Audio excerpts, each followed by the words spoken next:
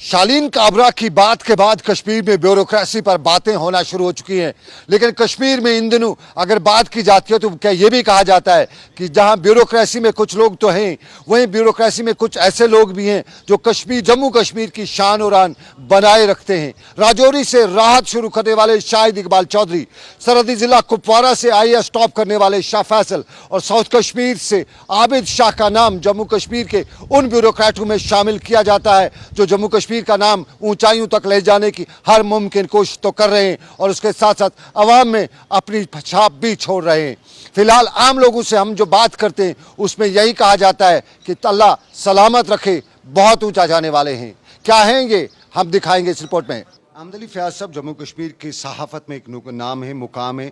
Sir, पिछले कुछ दिनों से कश्मीर वैली में ब्यूरोक्रेसी पर सवाल उठ रहे हैं। अब उस सवाल को हम साइड में करते हुए ये आपकी राय में जानना चाहेंगे कि इतने ब्यूरोक्रेट्स हैं, अगर आपका फेवरेट ब्यूरोक्रेट कौन सा है? हमारे लिए ये बहुत मुश्किल है क्योंकि हमने इन लोगों के साथ काफ़ी साल काम किया होता है और ये हमारे लिए कहना बड़ा मुश्किल है सबसे बेहतर कौन है और हमारे सामने जो बेहतर होने की इंटरप्रिटेशन क्या है, इसकी वजाहत क्या है। लेकिन अगर आप ब्यूरोक्रेसी के अपर रैंक्स में देखेंगे तो मैं समझता हूँ कि जो हमारे चीफ सेक्रेटरी हैं BR शर्मा साहब, उनके बारे में कोई दो राय नहीं है। वो मेरे ख्याल से काफ़ी मतलब इस ओहदे के लायक इंसान हैं जो किसी कंट्रोवर्सी में कभी नहीं आए हैं, किसी लॉबीज़ में कभी नहीं आए हैं, तो और एक्सेसिबल हैं आवाम के लिए। मतलब मैं समझता हूं कि एक मिसाली चीफ सेक्रेटरी साहब हैं। अगर आप निचली सतह पे देखेंगे, मैंने सबसे ऊपर की सतह का जिक्र किया, बीच में भी बहुत सारे रंग्स होते हैं ब्यूरोक्रेसी के। इसमें प्रिंसिपल सेक्रेटरी साहिबान होते हैं, कमिश्नर सेक्रेटरीज होते हैं, सेक्रेटरीज टू गवर्नमेंट होते हैं। अब मैं निचली सतह पे जाऊँगा। निचली सतह पे मैं समझता हूँ कि जो हमारे जो IAS के यंग ऑफिसर्स हैं, इंक्लूडिंग जो KS के यंग ऑफिसर्स में कई लोग ऐसे हैं जिनके हम मिसाल दे सकते हैं। मसलन डॉक्टर शाह फैसल साहब हैं, डॉक्टर सईद आबिद रशीद साहब हैं, ये जो डिप्टी कमिश्नर हैं अनंतनाग के, और डॉक्टर फैसल जो आपको मालूम है कि director school education.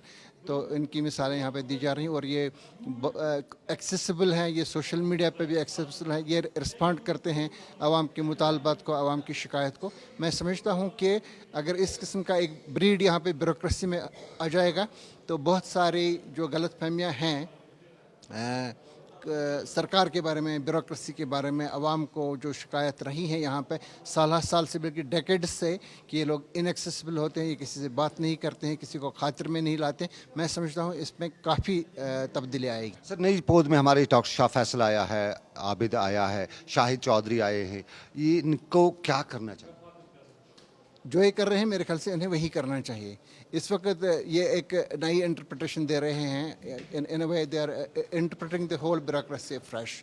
So it's very important कि ये लोग जो मैंने आपको बता दिया कि जो ये आयरन कर्टन है, उस आयरन कर्टन से इनको बाहर निकलना चाहिए, लोगों के साथ गुल मिल होना चाहिए, उनको ये तासुर देना चाहिए जैसे कि यह भी हमारे समाज का, सोसाइटी का एक हिस्सा है।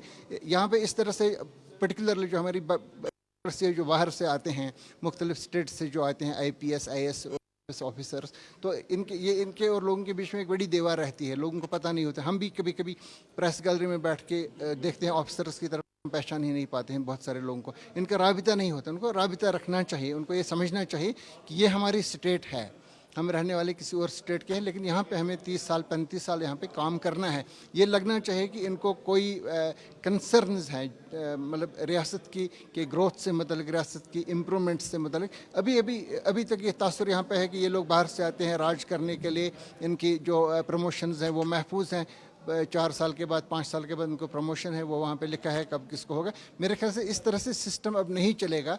अगले जो हमारी जनरेशन है वो इस सिस्टम को एक्सेप्ट नहीं करेंगी। श्रीनगर के सेक्रेटरीट में आए दिन सुबह से शाम तक लोगों की एक बड़ी तादाद होती है। ये इनके साथ ब्यूरोक्रेसी किस तरह का सलूक करती है? क्या ये ब्यूरोक्रेसी के रोल से मुतमईन हो पाते हैं? जुबैर मेरे साथ हैं, उधमपुर से इनका ताल्लुक और उधमपुर से श्रीनगर आए हुए हैं। जुबैर, आप श्रीनगर सेक्रेटरीट किस लिए आए हुए? हमें कोई काम था, अपने कुछ लोगों का कोई रोड की प्रॉब्लम थी, उसके लिए हम सेक्रेटरीट में आए हुए हैं। क्या आपके यहाँ पे काम होते हैं? हाँ, हो रहे हैं हमारे काम। चलिए, आप यहाँ पे बहुत से लोगों से मिले होंगे, आपके वहाँ पे भी ब्यूरोक्रेसी रही होगी। आपकी वहाँ पे जो ब्यूरोक्रेसी थी वो किस तरह का रोल अदा करती है? देखिए जी, हमारे जो पहले डीसी साहब थे Shahid Iqbal Chaudhary, one of the best bureaucrat in the state. आज लोग उधमपुर के लोग उनको आज बहुत ज़्यादा मिस कर रहे हैं। तो अभी उनका टेन्योर था, अभी उनका टाइम था उधमपुर में, लेकिन उन्होंने इतने प्रोजेक्ट हमारे उधमपुर में लॉन्च किए थे। जो राहत प्रोजेक्ट लगता है कि स्टेट में उधमपुर से ही लॉन्च हुआ।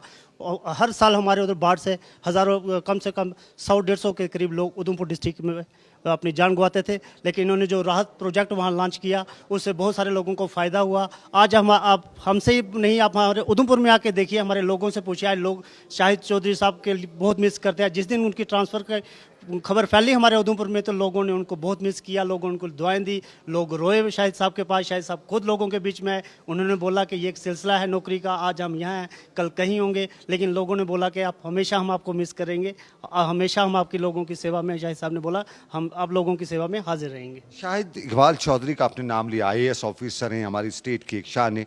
वो किस तरह का काम वहाँ पे करते थे? देखिए जी, हम पहले भी ब्यूरोक्रेट्स के पास उधमपुर में जाते थे, हमें टाइम नहीं मिलता था। उन्होंने इंडिविजुअली उन्होंने टाइम निकाला था कि वीकली वो 3 दिन लोगों से मिलते थे, 4-4 घंटे मिलते। जिस भी आदमी के, जो भी आदमी शाहिद साहब के पास जाता था काम लेके, शाहिद साहब उस बंदे का नंबर नोट करते थे और काम नोट करते थे, और बाद में बंदे को फ़ोन करते थे कि आपका ये काम हुआ या नहीं हुआ, हुआ है, कहाँ अड़चन पड़ी है। शाहिद साहब पूरा कॉपरेट करते थे लोगों के साथ। वो हमारे एक बड़े भाई की तरह, बुजुर्गों के लिए बेटे की तरह हमारे उधमपुर में काम करते थे। वो एक अफसर की तरह नहीं, उधमपुर की एक फैमिली मेम्बर की तरह काम करते थे। ब्यूरोक्रेसी में नई पौध और उस नई पौध में 3 बड़े नाम आज जम्मू कश्मीर में खास तौर पे उभर कर आ रहे हैं। शाह फैसल हो, आबिद हो या शाहिद हो। शाहिद का ये ताल्लुक राजौरी से, कुपवाड़ा नॉर्थ कश्मीर से ताल्लुक शाह फैसल का, और साउथ कश्मीर से ताल्लुक आबिद का। इन 3 पर सबकी नज़र। एमएलए मेरे साथ, क्या कह रहे हैं आप इन 3 के बारे में? बिल्कुल, हमें तो गर्व है इन तीनों पे। चाहे शाहिद साहब की बात है, चाहे सईद आबिद साहब की बात है, चाहे शाह फैसल साहब की बात है, हमें पूरे स्टेट को गर्व होना चाहिए इन तीनों जो आईएएस टॉपर्स रहे हैं।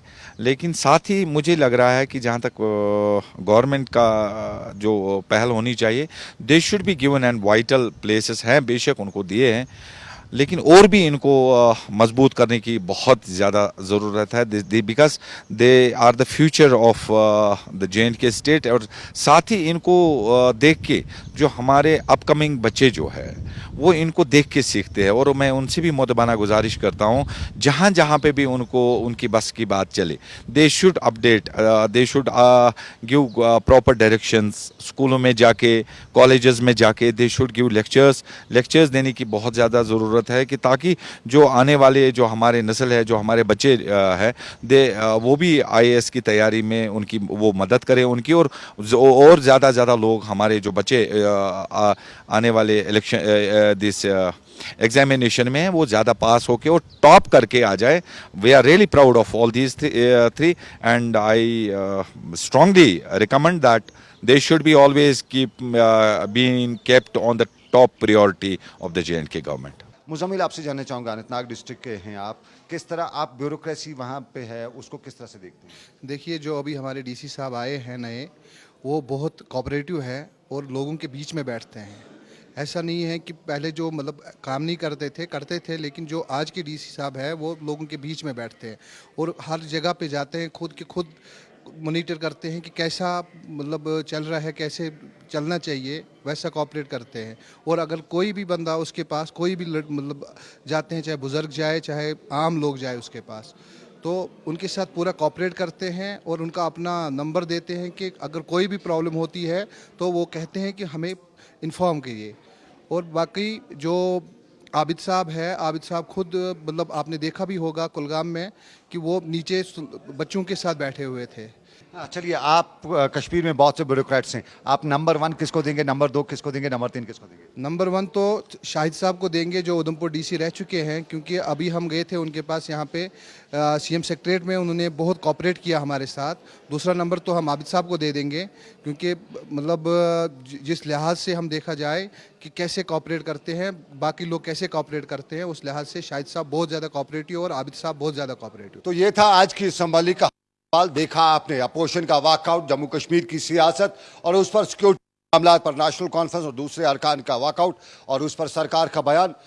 आज की असम्बली की कार्रवाई यहीं पर खत्म हुआ चाहती है। अपने मेजबान सनम एजाज को इस वादे के साथ दीजिए इजाजत, फिर होगी आपसे मुलाकात। रखिए अपना ख्याल। अल्लाह हाफिज।